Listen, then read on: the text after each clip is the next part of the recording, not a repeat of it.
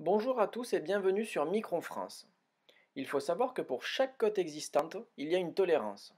Il y a des tolérances au millimètre, où l'utilisation d'un réglé sera suffisant, des tolérances au dixième de millimètre, où l'utilisation du pied à coulisse est recommandée, et des tolérances au centième de millimètre, où l'utilisation d'un micromètre sera indispensable.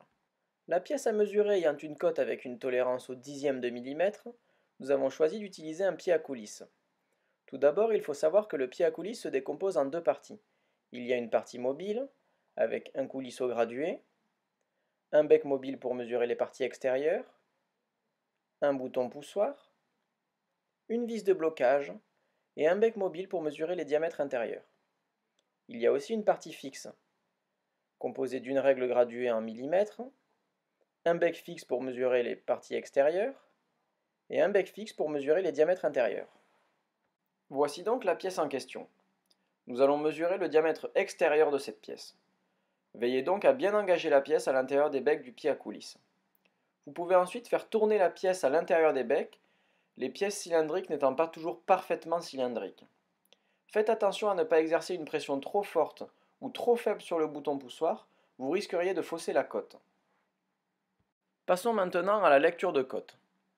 Tout d'abord, il faut savoir que pour ce pied à coulisse, chaque graduation du coulisseau équivaut à 0,02 mm. Ça n'est pas le cas pour tous les pieds à coulisse.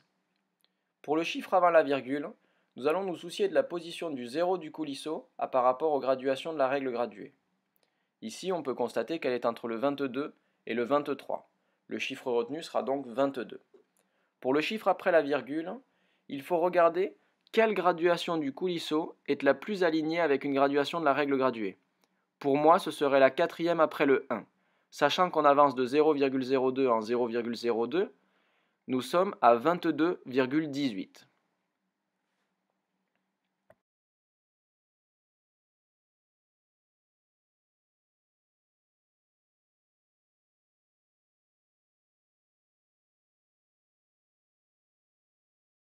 Il faut aussi savoir qu'il existe plusieurs types de becs de pied à coulisse. Il y a les becs croisés, les becs simples et les becs à pointe. Il existe aussi plusieurs types de lecture sur les pieds à coulisse. Il y a le pied à coulisse à vernier, pour lequel je viens de vous faire une explication.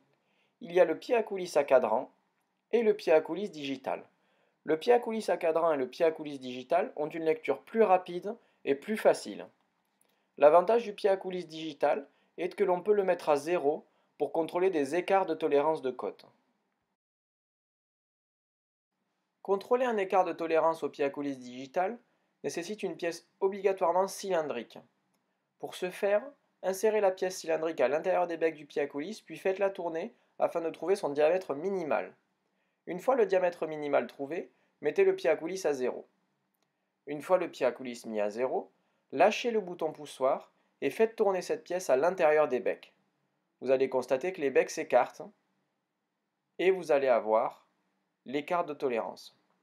Dans notre cas, il est de 0,21 mm. Merci d'avoir regardé ce tutoriel. Vous pouvez retrouver tous nos produits sur www.micronfrance.com.